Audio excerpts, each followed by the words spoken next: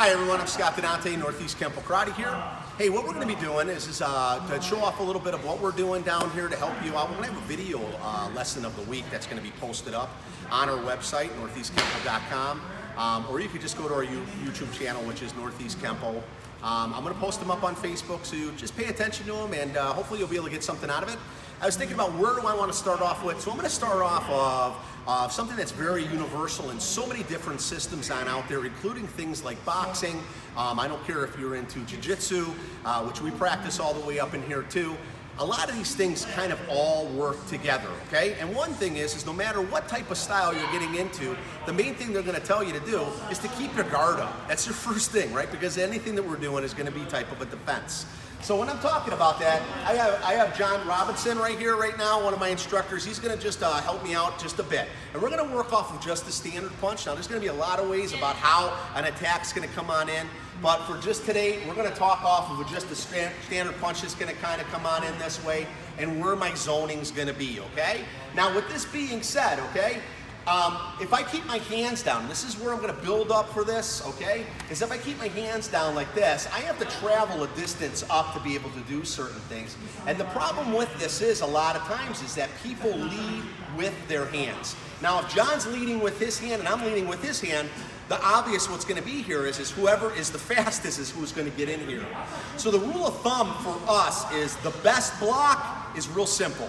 Get out of the way, okay? I want you to look at John as if he was a speeding car. There's no way I'm gonna stand there and try to block a car. I'm gonna dive out of the way, get out of the way. This is a fist. I don't know what he's made up of. I don't know this guy. I'm assuming I don't.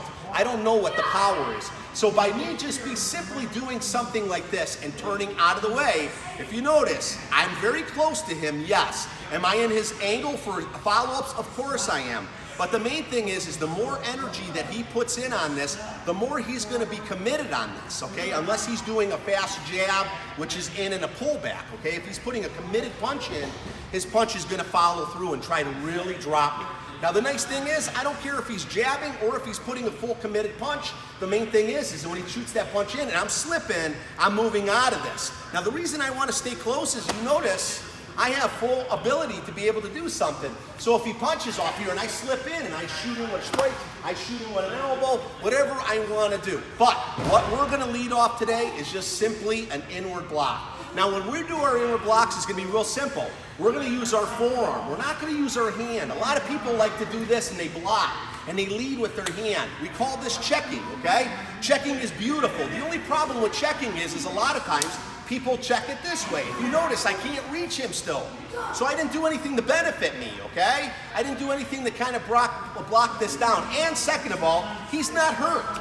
I'm just checking. Now don't get me wrong, I could check with some conviction and really damage his arm a little bit, but it's almost gonna be like a smack. It's gonna be more of a sting type of motion instead of something that penetrates.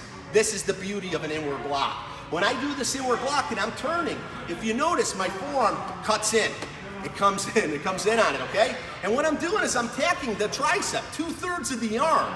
Bicep, 1/3. Let me tell you something, a lot of times I'll sneak it, bam, and I'll shoot this punch right on in. That's my block for inside. Because if I do that, instead of just swatting it down, he comes in, pow, and I blast it. His arm is done, it's out of commission. That's our goal for the inward block in this case. As it comes in, I'm zoning. So this slips on in, there's my inward block. My arm will be on up. I'm hitting with that forearm, and it's like a hatchet chopping into a nice piece of wood to not only stop the block, notice where his direction's going, the deeper it goes. Main thing is if I stay here and check, he throws that punch, I'm there, he comes in again, I do this inward block. Notice how I snuffed it off. Notice my zoning immediately to be able to get in, just to drop him if I wanted to. Come on, back on up. Again, watch what this is. We're going to lead this off into what we call Mubad pattern. I'll talk to you about that next time. There's so much that I can go in on this. That's our first one right there. Inward block, sir. Thank you so much. Thank you. Northeast Kempo Karate. I'm Scott DaDante. See you next time.